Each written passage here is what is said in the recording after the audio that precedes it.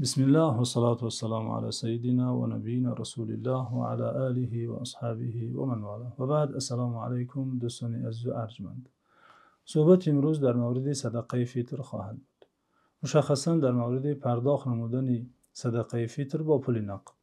زیرا عددی از دوستان سوال کردند، پرسیدند آیا جایز است صدقه فطر را با پول نقد پرداخت نماییم؟ زیرا بعضی ها میگویند حتما گندم و برنج و خرما باید داد. پول نقد دادن جایز نیست. دوستان عزیز، پیش از این که به جواب این سوال پردازیم، البته از حالا میگوییم که جایز است و دلیل های زیادی بر این مسئله هست. هیچ اشکالی ندارد که صدقه فطر با پول نقد پرداخت شود. اما پیش از این که جواب مفصل بر این سوال مطرح نماییم، پیشکش نماییم، بیایید یک توصیه عمومی یا قاعده های کلی برای فهم مسئله های چنین، یعنی مسئله هایی که در آن فقیهان گوناگون نظری دارند که در اصطلاح فقه مسئله های اختلافی نام دارد، یک توصیه عمومی شنویم که برای فهم چنین مسئله ها ما را کمک خواهد کرد. دوستان عزیز، باید دانیم که یکی از صورت های نافهمی و کجفهمی در دین این است که در آن مسئله هایی که فقیهان اسلام، بزرگان دین، سلف صالح، صحابگان و تابعیان، امامان دین گوناگون نظر هستند، یک نفر یکی از این نظرها را برای خود پذیرد، جایز شمارد و نظر دیگر را ناجایز محکوم کند. این شکل برخورد به چنین مسئله های شرعی کاملا برخورد غلط است. در چنین مسئله ها دوستان عزیز، یکی حق دیگری باطل، یکی جایز دیگری ناجایز نه، بلکه یکی خوب و دیگری خوبتر است، یکی صحیح دیگری صحیح تر است، یکی راجح و دیگری راجح تر است. هر یکی از این رأی های گوناگون اجتهاد و اندیشه فقیهان بزرگوار دین است که اجتهاد هر یک آنان معتبر و محترم است. جای تأسف است که هر سال در عرفه عید سعید فطر در ده اخیر رمضان این بحث و جدل های ناجا و این کجفهمی ها متاسفانه صورت میگیرد. نفر در این مسئله یک قول را برای خود میپذیرد و قول دیگر را ناجایز میداند. دوستان گرامی، اگر شخصی برای خود نظر آن فقیهانی را میخواد انتخاب کند که پرداخت نمودن با پول نقد را جایز نمیدانند، میگن حتما جو، گندم، خرما باید پرداخت شود، این انتخابی است، اختیاری است. اما نباید نظر دیگر را که پرداخت شدن آن را با پول نقد جایز میدانند و امامان زیادی به این نظرند از صحابگان و تابعیان و امامان دین، نباید این نظر را ناجایز داند. نباید کسانی که چنین عمل میکنند، پول نقد پرداخت میکنند، محکوم نماید که برخلاف سنت عمل کردند. دوستان عزیز، اختلاف این واژه نه همیشه معنای منفی دارد. معنای آن گوناگون نظری است که این یک چیز طبیعی و معمولی در دین است، در همه علوم اصلا، همچنین در علم فقه، در علم احکام، در آن مسئله هایی که مسئله های جزئی نام دارند، مسئله های فرعی شریعت محسوبند، گوناگون نظر بودن مردم، عالمان و مجتهدان یک چیز معمولی و طبیعی، باید به آسانی آن را پذیرفت، باید به نیکی آن را هضم کرد. حتی در بعضی مسئله های اعتقادی که از فرعیات مسئله های اعتقاد محسوبند، صحابگان گوناگون نظر بودند. مادرمون عایشه مثلا میگفتند پیامبر صلی الله علیه و سلم شب معراج خداوند را ندیده است، اما حضرت ابن عباس و جمهور صحابگان به این نظر بودند که خداوند را دیده بود و هیچ یک جانب دیگر را بدعتکار و بر خطا و بر گمراهی محکوم نمی‌کرد. که این مسئله اعتقادی است. اصلا کجا رسد به مسئله های فقهی و فرعی که این گوناگون نظری یک چیزی طبیعی و خاصیت این فقه است و رحمت و نیکی برای این امت است. بیایید اینجا به یک مثال واقعی که در زمان پیامبر صلی الله علیه و سلم رخ داد و گوناگون نظری صورت گرفت ببینیم که صحابگان پیامبر صلی الله علیه و سلم در زمان ایشان، در حضور ایشان گوناگون نظر شدن و ببینیم که خود پیامبر صلی الله علیه و سلم چه برخورد کردند. امام بخاری و امام مسلم روایت میکنند که پیامبر صلی الله علیه و سلم زمانی که از نبرد خندق برگشتند و جبرائیل امین آمد و به سوی بنی قریظه سفارش داد که رهسپار شوند، فرستاده خدا صلی الله علیه و سلم به یارانشان خطاب کرده گفتند لا یصلین احد العصر الا فی بنی قریظه. هیچ یکی از شما نماز عصرش را نگذارد مگر در بنی قریظه، مگر در محله آنان. این یک سفارشی صریح و آشکار و به اسلوب حصر و قصر است، به اسلوب تأکید. هرگز کسی نمازش را نگذارد، نماز عصرش را، مگر در بنی قریظه. در اینجا صحابگان به دو گروه تقسیم شدند. عده گفتند پیامبر صلی الله علیه و سلم مادام چنین فرموده باید نماز عصر را در بنی قریظه گذاریم. اما عده چون وقت میگذشت در نیم راه نماز عصرشان را خواندند. گفتند مقصد پیامبر صلی الله علیه و سلم این نیست که حتما همین نماز ما در آن زمین ادا گردد، بلکه مقصد پیامبر صلی الله علیه و سلم به شتاب رفتن، دیر نکردن، سری وقت رسیدن در بنی قریظه است که ما نماز عصر را میخوانیم و به شتاب میرویم و مقصد حاصل میگردد. یاران پیامبر صلی الله علیه و سلم اینجا به دو گروه تقسیم شدند. عده نماز عصرشان را در بنی قریظه گذاریدند و عده دیگر در راه گذاریده بعد رفتند. خب اختلاف صورت گرفت، گوناگون نظری، گوناگون اندیشی، هر یک گروه اجتهاد خودش را داشت. یکی به ظاهر حدیث نگریست، یکی به مقصد حدیث نگریست. در ادامه حدیث آمده فذکر ذلك للنبی صلی الله علیه و سلم فلم یعنف واحدا منهم. ببینیم که رسول خدا صلی الله علیه و سلم به این پدیده یعنی گوناگون نظری در مسئله های اجتهادی دین چه برخورد کردند. میگوید راوی این قصه را به پیامبر صلی الله علیه و سلم نقل کردند که یاران شما چنین کردند، عده چنین کردند و عده چنان. رسول خدا صلی الله علیه و سلم فلم یعنف واحدا منهم، هیچ یک از این دو گروه را ملامت نکردند، بد نگفتند، ناجایز نگفتند. هر دو گروه کاری درست کردید گفتند.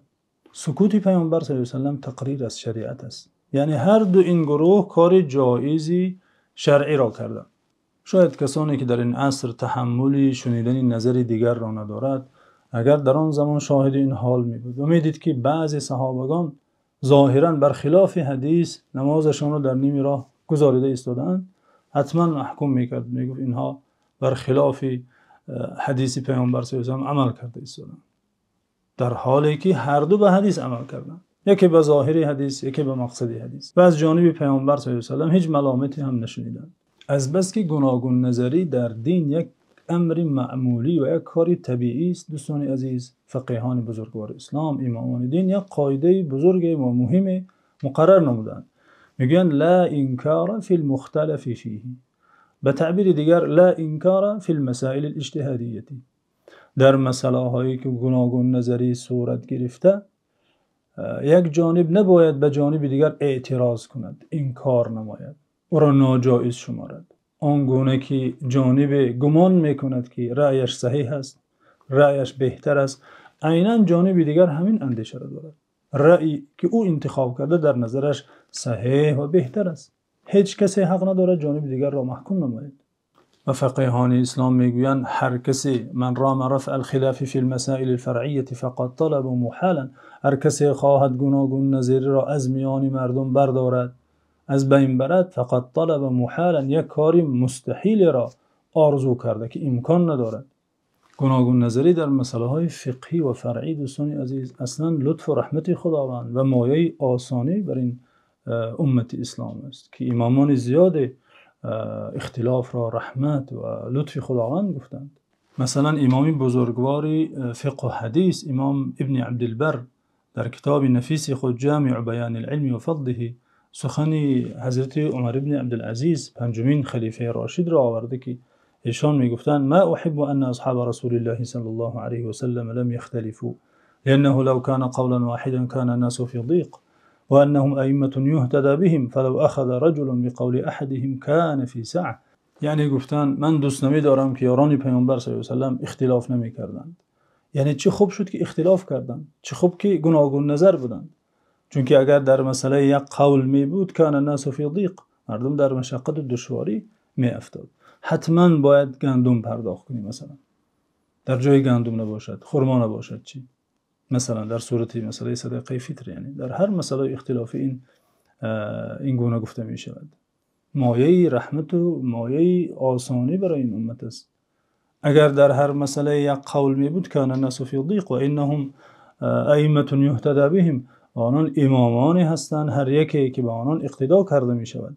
فلو اخذ رجل بقول احدهم كان في سعه، هر شخصی به قول یکی از آنان عمل کند کان فی سعه، یعنی جایز است، کار خوبی کرده. نفری به فتوای عبدالله بن عباس عمل میکند، نفری به فتوای عبدالله بن عمر، سومی به فتوای عبدالله بن مسعود. اختلاف و گوناگون نظری دوستان عزیز در مسئله های فرعی شریعت این چیزی بد نیست، کاری زشت نیست، بلکه این آسانی و رحمت است برای این امت. فقیهان بزرگواری ببینیم که به این پدیده چگونه نظر میکردن. مثلا شیخ الاسلام ابن تیمیه در مجموع الفتاوا نقل آورده که صنف رجل کتابا فی الاختلاف فقال احمد لا تسميه کتاب الاختلاف ولكن سميه کتاب ساعه. نفر کتاب جمع آوری کرد که در آن مسئله های اختلافی عالمان بود، نظرهای گوناگون فقیهان را در یک کتاب گرد آورد و کتاب را کتاب الاختلاف نام کرد. اما امام احمد حنبل به آن مرد گفت سمیه کتاب الساعه، این را کتاب آسانی نامگذار. اختلاف یعنی آسانی است. هر یکی در شرایط معینی که روبرو شود یکی از این قولها را میتواند گیرد و عمل کند و این شریعت باشد برایش.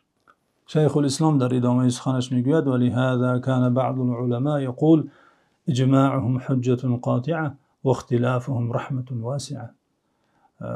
بعضی عالمان گفتن، میگه شیخ الاسلام، که اجماع امت حجت قاطع است و اختلاف این امت رحمت وسیع است که همه را میگنجاند، برای همه خوب است و برای همه لازمی است. صاحب این گفته که شیخ الاسلام میگوید بعضی علما چنین گفتن امام ابن قدامه مقدسی است. امام ابن قدامه مقدسی حنبلی نیز در آخر رساله خود لمعة الاعتقاد هنگامی که درباره مذاهب چهارگانه اسلام سخن میگوید عیناً همین سخن را میگوید اجماع حجة قاطعه و اختلافهم رحمة واسعه.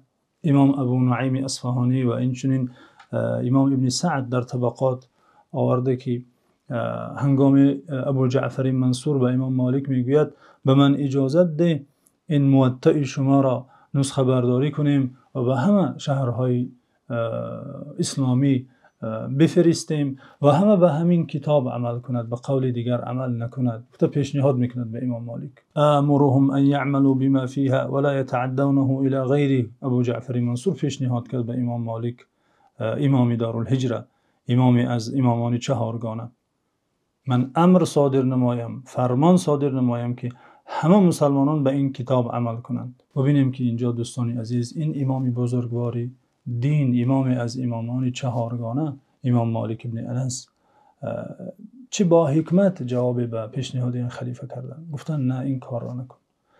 به مردم به هر منطقه احادیث رسیده و اجتهادات دارند و هر یکی به آنچه که برایشان معمول است عمل کرده ایستادند.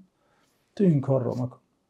این از حکمت نیست که مردم را از آن قولی که برای خود پذیرفته اند، از فلان حدیث، از روایت فلان صحابی برای آنان شکل معینی عبادت مثلا به آنان رسیده است، ما آنان را به قول دیگری اجبار نماییم. این از حکمت نیست، این کار را نکن. این از فقه درست، این از حکمت در دین، این از دعوت درست مردم به سوی اسلام و به سوی شریعت. مادام یک منطقه و یک ملت به یک رأی عمل میکند که آن رأی معتبر است، امامان زیاده در اسلام، فقیهان، مجتهدان، صحابگان، تابعیان به آن نظر بودند، بگذار آن مردم به همان شکل، به همان طرز خدا را عبادت کند. حاجت نیست فقه جدید یا قول تازه‌ای که مردم عوام تحمل آن را ندارد، اگر اون قول جدید را فهمد فکر میکند آنچه که در منطقه آنان معمول بود غلط بوده و باعث اضطراب میان عامه مردم میگردد. نباید چنین کرده شود. باید از حکمت مالکی اینجا درس گرفته شود. گذار گفت همه مردم به آنچه که در آنها هست به همان عمل کنند. و اقوال فقهی دوستان عزیز که در هر مذهبی هست اقوال پابرجا و استواری است که امامان بزرگوار دین بعد آنی که 60 سال و 70 سال عمر خود را صرف فهم آیت و احادیث کردن، این مذهب یعنی خلاصه گفته های چنین امامان مجتهد است که گمان به آنان که غلط باشد از پیش خود گفته باشند، این کمال بیخیردی است، کمال نافهمی در دین است. اینجا جا دارد سخن امام ابن حزم اندلسی را شنویم که عباره خیلی نفیس دارد در این مورد و جا دارد شنیده شود، جا دارد همچون قاعده شخص آن را پیش نظر گیرد. امام میگوید جمیع ما استنبطه المجتهدون معدود من الشریعه ومن انکر ذلك فقد نسب الائمه الى الخطأ وأنهم يشرعون ما لم يأذن به الله وذلك ضلال من قائله عن الطريق. امام ابن حزم میگوید همه آن مسئله هایی که مجتهدان آن را استنباط کرده اند، از آیات و احادیث استنباط کرده مسئله برآورده اند، معدود من شریعت، از شریعت محسوب است. استنباط مجتهدان یعنی اقوال امامان دین، یعنی همین مذاهب چهارگانه، حتی اقوال بیرون از چهار مذهب، مادام مجتهدی معتبر باشد و اوصاف ضروری بر هر مجتهد که شرطهای معین مشخص دارد، آن شرطها را، آن اوصاف را داشته باشد، قول او معتبر است. و هر که استنباط فقیهان مجتهد را انکار کند و امامان را به خطا نسبت دهد و اینکه آنان از پیش خود در دین چیزی گفتند، ذلك ضلال من قائله، میگوید امام، این گمراهی است از چنین شخص که چنین گمان کند. امام سیوطی نیز دوستان عزیز در اول رساله خود جزیل المواهب فی اختلاف المذاهب میگوید اعلم ان اختلاف المذاهب في هذه الملة نعمة كبيرة وفضيلة عظيمة وله سر لطيف أدركه العالمون وعمي عنه الجاهلون. میگوید اختلاف مذاهب در این ملت نعمت بزرگ است، فضیلتی خیلی والاست، سر لطیفی دارد که عالمان درک میکنند اما جاهلان از دیدن این خوبی نابینا هستند. امام سیوطی میگویند بعض جاهلان را شنیدم که میگویند پیامبر صلی الله علیه و سلم مادام یک شریعت را از نزد خدا آورده باشند، پس این چهار مذهب از کجاست؟ چقدر این سخنی که امام سیوطی از جاهلان زمانشان به تعبیر خودشان نقل میکنند، چه بس به سخنی که در عصر ما زیاد شنیده می شود مانند است. دوستان عزیز، مذاهب چهارگانه همه دین است، همه شریعت است. اینجا قصه آن پیرزن مالکی مذهب به یادم آمد که جا دارد شنیده شود. پیرزنی که نزد یکی از نیم دانشمندان عصر حاضر می رود و فتوا می پرسد، سوالی شرعی می پرسد. این نفر به پیرزن می گوید من تو را از احادیث پیامبر صلی الله علیه و سلم فتوا دهم، جواب دهم و یا از مذهب امام مالک. پیرزن در جواب به این مرد میگوید مرا از مذهب امام مالک جواب بده. این مرد حیران می شود که چرا نخواد مذهب امام مالک را بر احادیث ترجیح دهی؟ اما این پیرزن عاقل بوده، فقه و فهمی دینش خوب بوده. میگوید چون که آن برداشتی که امام مالک از این احادیث کرده اند برای من بهتر است از آن برداشتی که تو میکنی. بله دوستان عزیز، فلسفه مذهب همین است. مذهب یعنی برداشت امامان دین، فهم امامان دین از آیات و احادیث. برگردیم به موضوع دوستان عزیز و مسئله موردی سوال که آیا پرداخت صدقه فطر با پول نقد جایز است و یا نه. در این مسئله دوستان گرامی مثل صدها، بلکه مثل هزارها، بلکه مثل صدها هزار مسئله فقهی، فقیهان گوناگون نظری دارند. عده میگویند صدقه فطر از آن غذاهایی که در احادیث آمده و یا طعامهای معمولی هر جامعه از آن باید پرداخت شود. عده دیگر میگویند یا از این غذاها و یا نرخ آن با پول نقد پرداخت شود. آنچه در مذهب حنفی مقرر است دوستان عزیز که این قول البته تنها قول امام ابو حنیفه نیست، بلکه امامان زیادی در دین از صحابگان و تابعیان و امامان و فقیهان دیگر مذاهب نیز حتی به این قول هستند، این است که پرداخت مال زکات و پرداخت صدقه فطر با پول نقد جایز است، هیچ اشکالی ندارد. امام ابوبکر جساس که وفاتشان 370 هجری است، در شرح مختصر طحاوی، امام ابو جعفر طحاوی صاحب عقیده مشهور کتابی دارند در فقه حنفی که امام ابوبکر جساس کتاب ایشان را شرح کردند. در این کتاب آمده و یجوز اعطاء القیمه فی صدقه الفطر و الزکوات، پرداخت نمودن پول نقد در عوض صدقه فطر و زکات ها با نظر داشت نرخ آن چیزها جایز است. همچنین امام نامور فقه و اصول امام سرخسی که وفاتشان 490 هجری است، در کتاب مشهور خود المبسوط میگویند فإن اعطى قيمة الحنطة جاز عندنا لأن العبرة حصول الغنى وذلك يحصل بالقيمة كما يحصل بالحنطة. اگر به فقیر به نرخ گندم پول نقد دهد نزد ما این حنفیان جایز است، زیرا حاصل گشتن بینیازی فقیر اعتبار دارد که این چیز آنگونه که با گندم حاصل میگردد با پول نقد نیز حاصل میگردد. یعنی مقصد از این عبادت بینیازی فقیر را برطرف نمودن است. آنگونه که با گندم دادن و خرما دادن ما فقیر را تا حد بینیاز میگردانیم، با پول نقد این مقصد حاصل میشد، بلکه به صورت بهتر این مقصد حاصل میگردد. زیرا فقیر با پول نقد میتواند خرما خرد، میتواند لباس خرد، میتواند شیرینی خرد، میتواند راهکرا کند. بی‌نیازی فقیر در صورتی که با پول نقد پرداخت میشود بهتر برطرف میگردد. یعنی مقصد این حکم، مقصد این عبادت به شکل بهتر و زیباتر حاصل میگردد. این چنین امام مرغیلانی که وفاتشان 593 هجری است، صاحب کتاب هدایه، دیگری از فقیهان سرشناس دین، در کتاب خود مختارات و نوازل میگوید و الدقیق اولا من البر و الدراهم اولا من الدقیق. اگر به فقیر در عوض گندم آرد دهد، آرد بهتر است، و اگر در عوض آرد پول نقد دهد، باز بهتر است. بیاید اینجا ببینیم کدام امامان غیر از امامان مذهبی حنفی به این نظر بودند، کدام صحابگان، کدام تابعیان، تا از این پس این نظر را محکوم ننماییم و خلاف سنت نپنداریم. جایز بودن پرداخت پول نقد در صدقه فطر، این مذهبی یا نظری حسن بصری، پیشوای تابعیان، ملقب به پیشوای تابعیان بودن، نظری آنهاست. نظری عطا ابن ابی رباح، شاگردی فرزانه و بزرگواری عبدالله ابن عباس، مفتی مکه، عطا ابن ابی رباح، یکی دیگر از بزرگان تابعین. امام اهل یمن طاووس ابن کیسان، تابعی بزرگواری دیگر. مذهبی عمر ابن عبدالعزیز، پنجمین خلیفه راشد. مذهبی امام سفیان ثوری که ملقب به امیر المؤمنین در حدیث بودند، فقیه و محدث بزرگوار اسلام. مذهبی امام ابو حنیفه. مذهبی اسحاق ابن راهوی، استاد امام بخاری.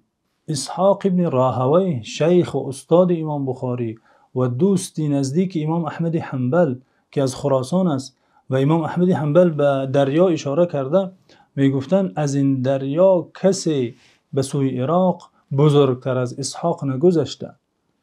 از روی این دریا بزرگتر از اسحاق کسی این طرف نگذشته. این نفر به این مذهب بودن، پرداخت پول نقد را جایز میگفتند. خود امام بخاری از پیروان مذهبی دیگر باشد، مثلا امام ابن حبیب مالکی، امام اسبغ، امام ابن وهب، شاگردان امام مالک، به این نظر بودند که پرداخت پول نقد جایز است. آیا میتوان گفت که این همه امامان خطا کردند؟ این همه امامان خلاف سنت عمل کردند؟ امامانی که عمر خود را صرف خدمت سنت کردند و در سراسر زمین پای پیاده سفر کرده احادیث پیامبر صلی الله علیه و سلم را از شهرها جمع می کردند و عمر خود را صرف این راه نمودند، می گفتند پرداخت پول نقد جایز است. آیا میتوان گفت که این امامان خلاف سنت عمل کردند؟ اینجا تنها این فقیهان و تابعیان نام برده نه. بیاید اینجا ببینیم کدام صحابگان پیامبر صلی الله علیه و سلم به این نظر بودند، پرداخت پول نقد را جایز میگفتند. امام بدرالدین عینی در عمدة القاری که یکی از معتبرترین شرح‌های صحیح بخاری است، میگوید اعلم ان دفع القيمة في الزكاة جائز عندنا وكذا في الكفارة وصدقة الفطر والعشر والخراج والنذر وهو قول عمر وابنه عبد الله وابن مسعود وابن عباس ومعاذ رضي الله تعالى عنهم أجمعين وبه قال طاووس وهو مذهب البخاري وإحدى الروايتين عن أحمد. امام بدرالدین عینی میگویند پرداخت شدن پول نقد در عوض مال زکات، آن مالی که باید زکاتش برآورده شود، در عوض آن پول نقد دادن به فقیر جایز است نزد ما در زکات. کذا فی الکفاره و صدقه الفطر والعشر والخراج والنذر، این چنین جایز است پرداخت شدن پول نقد در کفاره ها، در صدقه فطر، در عشر و خراج و در نذر.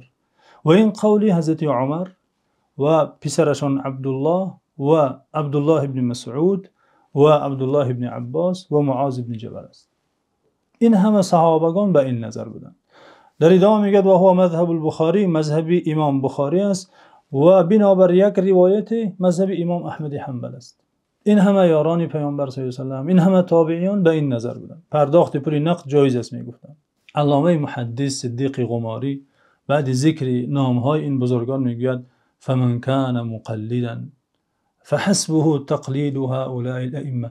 اگر شخصی خواهد پیروی کند در دین بزرگی را، امامی را، پیشوای داشته باشد، تقلید این بزرگان، این امامان دین برایش کافی است. دلیل ها بر این مسئله البته خیلی زیاد است دوستان عزیز که این برنامه نمیگنجاند همه آن دلیل ها را پیشکش نماییم. حتی بعضی محدثان، بعضی فقیهان تا 60 وجه استدلال را ذکر نمودند و اثبات نمودند که پرداخت پول نقد جایز است. به یک چند دلیل اکتفا خواهیم کرد.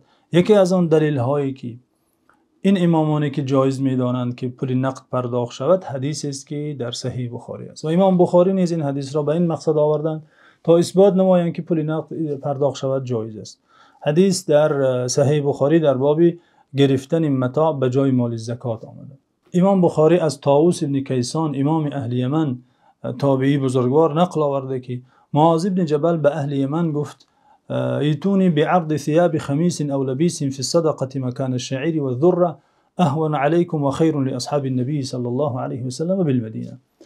وقتی معاذ بن جبل از جانب پیامبر صلی الله علیه و سلم برای جمع زکات و صدقات اهل یمن فرستاده شد، وظیفه دار شد از جانب پیامبر صلی الله علیه و سلم، این وظیفه بر عهده او سپرده شد و روانه شد. به اهل یمن گفت شما در عوض جو و گندم و این دانگی ها می توانید لباس برای من بیارید که این برای منم آسان است تا مدینه بردن باری من سبک و برای شما هم سهل و آسان است. ظاهرا اهل یمن به دوزندگی و متاع و بافندگی معروف بودند. این پیشنهاد معاذ بن جبل به اهل یمن دوستانی عزیز در حال است که آنگونه که امام ابو داود و امام ابن ماجه روایت کردند هنگامی که پیامبر صلی الله علیه و سلم معاذ را به یمن میفرستادند چنین گفتند: خذ الحب من الحب والشاة من الغنم والبعیر من الابل والبقر من البقر. از دانگی بگیر، از مال میده گوسفند بگیر، از شتر از گاو بگیر. با وجود این دستور معاذ بن جبل به اهل یمن میگوید در عوض دانگی ها میتوانید لباس بیارید. معاذ بن جبل اعلم امتی بالحلال والحرام. پیامبر صلی الله علیه و سلم در شأنشون چنین گفتند: دانشمندترین امتی من نسبت به مسئله های حلال و حرام معاذ بن جبل است. امام بخاری این حدیث را آورده استدلال نموده که در عوض مال زکات و مال صدقه فطر البته تابع زکات است، انسان میتواند خود آن مال را و یا پول آن را پرداخت نماید. امام ابن رشد در تعلیق این حدیث میگوید امام بخاری گرچنده با حنفیان گوناگون نظری زیاد دارد ولی اینجا در این مسئله با آنها موافقت کرده است. چرا؟ چون که دلیل باعث گشته است که امام بخاری همرأی حنفیان شود. دلیل دیگر دوستان گرامی، امام ابوبکر ابن ابی شیبه در مصنف خود که کتاب حدیثی و فقهی معتبر است بابی را به عنوان باب پرداخت نمودن درهم در زکات فطر اختصاص داده است.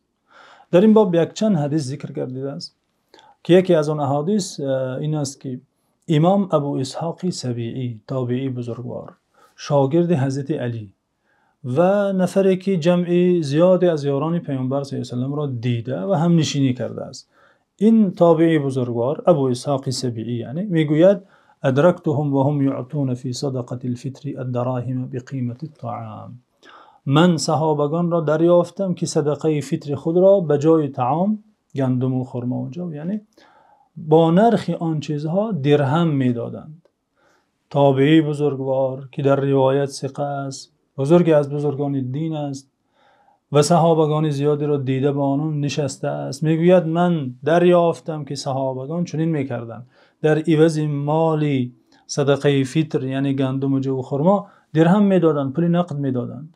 دلیل دیگر دوستان عزیز این چنین امام ابوبکر ابن ابی شیبه از امام بزرگوار وکیع ابن جراح او از قره روایت کرده که قره میگوید جاءنا کتاب عمر ابن عبدالعزیز فی صدقه الفطر نصف صاع عن كل انسان او قیمته نصف درهم. راوی میگوید برای ما نامه عمر ابن عبدالعزیز درباره صدقه فطر آمده رسید که در آن نامه چنین نوشته شده بود: از هر انسان نیم صاع طعام یعنی خوراکی ها دانگی ها یا نرخ آن نیم درهم پرداخت کرده شود. دلیل دیگر دوستان گرامی این است که پیامبر صلی الله علیه و سلم در آن احادیثی که فرضیت صدقه فطر را بیان کردند چنین گفتند: اغنوهم عن الطواف فی هذا اليوم. محتاجان را در این روز از پرسیدن بی نیاز گردانید. این حدیث را امام دارقطنی و بیهقی و امام حاکم روایت کردند. یعنی پیامبر صلی الله علیه و سلم میگویند محتاجان را غنی سازید، بی نیاز گردانید، محتاجی آنان را برطرف سازید. بلکه فقیهان میگویند پول نقد بهتر است، چون که فقیر میتواند با پول نقد آن دانگی که برای او داده می شود را خرد، یا میتواند لباس خرد یا هر چیز دیگر خرد. اما اگر برای او دانگی داده شود، خرما داده شود، گندم داده شود، اگر نیازی دیگر داشته باشد میباید آن دانه و خرما را به دکانی برد، آن را فروشد که البته با نرخی کمتر می فروشد و زیان می بیند، سپس پول نقد باید به دست آورد که کار دیگرش را اجرا کند و انجام دهد. بنابراین فقیهان میگویند نظر نمودن در مقصد آیات ها و احادیث این امر حتمی و ضرور است. فقیه میباید تأمل نماید، میباید دقت کند که مقصد از این حکم چیست و با کدام صورت به شکل بهتر آن مقصد حاصل میگردد. از این است که امام بیهقی در مدخل روایت نمودن از عبدالله بن مبارک میگفتند لیکن الذی تعتمد علیه الاثر و خذ من الرأی ما یفسر لك الحدیث. بله آنچه که به آن اعتماد مینمایی، تکیه مینمایی، بگذار حدیث باشد، حدیثی صحیح باشد، اما از رأی و اندیشه نیز نصیبی داشته باش که آن حدیث را برای تفسیر نماید. دلیل دیگری که فقیهان استدلال کرده اند حدیثی است که امام طبرانی در معجم الاوسط از روایات ابو سعید خدری روایت کرده و این جزء حدیث در صحیح مسلم آمده اتفاقا که پیامبر صلی الله علیه و سلم از اهل بادیه، از اهل صحرا، به حیث صدقه فطر اقیت گرفتند. اقیت یعنی همون قروتی که ما تاجیکان داریم و یا مانند به قروت چیزی که از چیزهای شیری عرب خشک کرده میگرفت. پس این تصرف پیامبر صلی الله علیه و سلم بر این دلالت میکند که ایشان طعامهای معمولی هر قوم و منطقه را به نظر میگرفتند. آنچه که دسترسی مردم است، در مدینه خرما دسترس بود، جو دسترس بود، در اهل صحرا قروت دسترس است، از هر چی که در شما دسترس است پرداخت نمایید گفتن. یعنی حالا در عصر ما چیزی که معمول است، دسترسی همه است، این پول نقد است. شریعت اسلامی شریعت سازگار برای همه منطقه و برای همه عصر زمان است. مسلمانان امریکا و ژاپن و اروپا باید صدقه فطر پرداخت نمایند، مگر آنان را مجبور کرده می شود که رفته جو گندم یافته خریداری کرده به فقیران دهید و اون فقیر و بینیاز اروپایی و امریکایی به اون گندم و جو چی می کند؟ شریعت اسلام الدین یسرون گفتند پیامبر صلی الله علیه و سلم در حدیثی که در صحیح بخاری است. الدین یسرون، دین آسان است، هر چی که آسانی است شریعت آن را میخواهد و این خود دلیلی مستقل دیگری بر جایز بودن پرداخت پول نقد است، یعنی برطرف سازی رنج و مشقت، که این خود یکی از مقصدهای والای شریعت است. الحرج مرفوع در شریعت اسلامی قاعده مهمی داریم، حرج و مشقت باید برطرف کرده شود از مرد. مادر من عایشه از عادت پیامبر صلی الله علیه و سلم نقل میکنند که اگر به ایشان دو کار پیشنهاد میشد الا اختار ایسرهما، حتما کاری آسانش را انتخاب میکردند. خلاصه سخن این که دوستان گرامی، پرداخت نمودن صدقه فطر با پول نقد این مذهب عدد از صحابگان و تابعیان و امامان بزرگوار دین است، مذهب سلف صالح است، هیچ اشکالی ندارد. هر کی با پول نقد هر کشوری برای فقیر محتاج صدقه فطر میدهد، پیش از او صحابگان، پیش از او تابعیان این گونه این عبادت را انجام میدادند، هیچ اشکالی ندارد، هرگز خلاف سنت عمل نکرده است. بله فقیهان گفتن از آن دانگی هایی که در احادیث آمده میباید صدقه فطر از آن پرداخت شود یا از طعام های معمولی هر قوم و جامعه، لیکن آن گونه که اشاره شد، آن گونه که بیان شد، این همان مسئله هایی است که روی آن گوناگون نظری صورت گرفته. فقیهان زیادی گفتن پرداخت پول نقد نیز جایز است، حاجت نیست یکی دیگری را ناجایز شمارد، هر کس اختیار دارد کدام رأی را انتخاب کند. اما باید دانست مادام جامعه پیروی یک مذهبی معتبر فقه است که پرداخت پول نقد را جایز می‌داند و پیش از این صحابگان و تابعیان به این نظر بودند، از حکمت نیست نفر میان این جامعه قول دیگری را رایج سازد و گوید حتما باید از این دانگی ها پرداخت شود، پول نقد پرداخت نمودن جایز نیست. گفته میان مردم اضطراب و نافهمی ایجاد نماید، خاصتا وقت آن قول آنگونه که این مسئله هست دلیل های قوی و معتبری دارد. به امید بهتر آشنا شدن با احکام دین و به امید قبول همه طاعت و عبادت های رمضانی. خدایا رو مددگارتان.